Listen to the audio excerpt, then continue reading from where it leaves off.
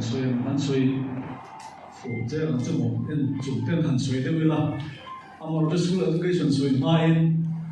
很水的，所以说还没 national education policy 老ina atum zinga pakhat heti han sira le an ti seminar ate webinar ate national level meeting anon sui chu zia chu ati ram pa anon sui chu chu e india ram hi khovel zirna thabui pui lo thinna taksha shila nalanda university te lo to thinna khani na i rei ta science 上的天的上culture music 嘿，Bharat 你安提是上的记得 horse riding warrior 拉人种的图曼罗天偏astrology 你问 astronomy 你问看天看看你来呀，多来 India 让是那些你是那差点呐。Ito mayan, cover na antong ayan world top 200 ako yan kanlang ay makao mayan. Ramtero te Taiwan te Singapore te miso India ram ay to so na zim te machine po India ram ay jun kem te si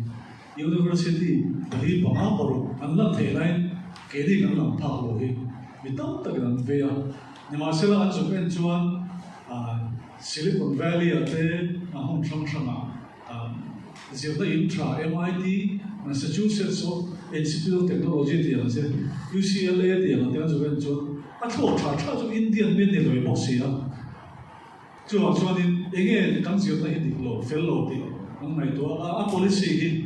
hi a big in higher education school education in khai dia dan te in higher education tunan soyang khan regulatory body tam lu tuk le kal phum lo chi re lu tuk hi khai thangai siam thangai ni tin India ma chuan hemi higher education ni a fragment lu tuk a Indian Mizoram lo sui tai la ya in Mizoram ma chuan education institution li fu te o ke ma ni sam da chuan ma se thingla a chuan no college te ro de ai zo te mai to chuan ti khan fragmented higher education system hi Mizoram chang ne lo India ram an pang chu wang chu tinge ne kan sio tha tin he policy lo sio tha chang ne le so sri khan ti khan lo lang chang chowa Dr. K. Kasturi Rangan ani ISRO Lampang Space Research Organization an ho tu pa dai ni education is on the portal masela an hu thavia maya ani ho hian task force dina MHRD ulai khan this one in Rome home na grassroots from district panchayat level state level national level in Rome home ta ho is a tam ta no he the no so fani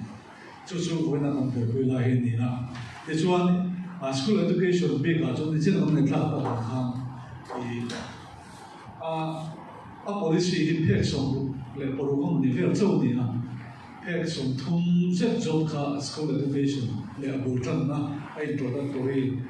soima ni na tu da chuan school education a yan atu pakha chu hi sustainable goal development goal number 4 a yan to ensure inclusive and equitable quality education and promote lifelong learning ti oma sadi song thuma chu hi utura ni ti sustainable development goal a hin a omani chumi zo chuan school education ko hi an thuk chu kan tu chu ni la te chuan kan mai thla ta khan ai ri wang tu pum amani a school education he tu na chuan 10 plus 2 kan han de top mai ni a plus 2 kha also ni hi ni a te chuan aba chu higher education and buka. About some last one plus 10 he school education plus 12 then 10 plus 2 system kan kala. Hemi tuna education policy thara is one 5334. So mo che wa khakhalung dong ta am je chu a foundational kami kha foundational stage ke sa dar kha 5 kha chu no pang kum thuma tangin tu lai kum nga tangin kan kalta tu ya sikol kan ti tak kesu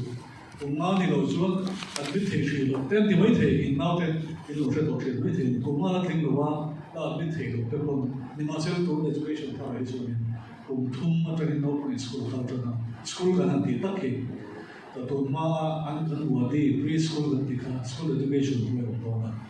kami age group kha kum thuma tangin tang to ni which means chúng mình sẽ chú in thế vấn đề thế mình mình chú foundation là station thì cùng anh đó na chú là chú cùng thu mà tra cùng riêng cao đồng ta này đâu cùng thu mà đi tra cùng riêng anh thì mình khá foundation là course anh lô đó na thì chú mình dùng chú three pin na pathum na 5 3 3 4 kan dia 3 years ka lo de ya chu preparatory station dia kum ria ta na kum so pa no pa an no no ta ni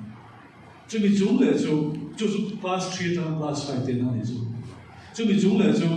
middle stage dia class 8 kum so pa ta na kum so pa in car class 6 atang class 8 no ta class 6 atang 8 so middle school kan ti in la chu mi chung le chu 5 3 3 4 ra apin na chung da 4 years kan ya this will cover 9 class 9 atang class 12 kum so bali atang kum so pariat tin na chu the chu no pang kum thum ni ya school lu ta na kum so pariat ani in class 12 pa sa na kum so ko higher education ba lu khatian system kan kal do ni e chuan chu da chuan a zir dan de kha an thim thang le a big takin tuna education policy na amai koi bo chu foundational course khami early childhood education system lai kan dia chu Mizoram sarkar ko na han bul tang chap to lai school education ko along the law na chu mi school education na han bul tang na kan soi tang ma lo khan ngay đàn full of all the 5 3 3 4 thì kan chú tin chuan nó sẽ verify vào public exam ở mà cùng thu mình dư là public exam ở mà cùng thu mình dư là public exam ở mà ở tổ 4 là cái chuan 9 10 11 12 rồi nha class 12 so public exam ở đâu thì mo thì không ai nào không thì nào đi class 8 là public exam ở mà thì chuan chú 5 3 3 nằm ở 3 nó cũng phải qua đi à 4 9 10 11 12 ta chú tin chú class 9 10 11 12 12 vào public exam đó na class 10 matric kan ti mai abo do man ni ti hi thu thang ve le ma ai chú anh ni lo ni ông zero thì thôi thì central long ta thu thang lo ka ni lo chú assistant kan ti khana kal ri ko ni in cái nào đó cho anh đã từng làm mà nó học cái exam apin bằng thế để khá vì lại để khá anh xây mà sẽ được cái chuan Mizoram mà bulan trong đó chuan cái foundational literacy and numeracy thì cái hem đi tu đã đánh xây ở foundational stage là khan anh niệm được khan crore navel zilai estimate là chuan crore navel zilai mà khan crore na zina khan an thiam tu rang reading and writing kan ti zia le chia thiam mang do tu rang ai nia an zia lai le an syllabus chu khan tin chu ba la chon chia ko an pha to tu ra syllabus a I lo ro man sa ha au bo a khami khor na bible chena no pang kha national survey lan nia an lo thiam mang hlom ho lo ni kan tin bel pai potir tiang chi tre a mo te kha thiam tlang pui tu thiam de o to ra mai le je le chia an syllabus bi kha an zir tu ra tu chin kha an lo thiam no an lo zir thiam mang lek lo ni ti kha mu so ni na chu wang chuan early childhood care education ni ko na hian na sab te bin India सरकार है school education है उनका कोई ता grade 3 thing अनिया जो foundational literacy and numeracy they are निपुण भारत they 只要做緊水路咩嘛，除了 education 啊，做水先對都能水平，嗰啲嘛，喺你 foundational literacy and numeracy 嘅revival，嗰啲 mission mode 嘅好多嘅，只要 low point 啊，只多，只要填寫安啲就是只要填呢度，做填寫安啲就是做填呢度嘅，movement 兩邊啊好多，係咪？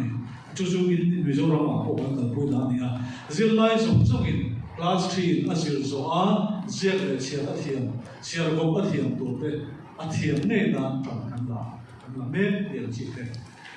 an presentation an thuma ke na presentation aya te ti lo na he hi sen no ko chu na ke na hala hian training of primary teachers se lo ma chu mi tu chuan khami tu phim kha anecdote ani kha kan soi lo na in India ram to na school education revival nei na soccer chu deli khu ani me ala chu da chuan anti na pakhat chu han soi nei nei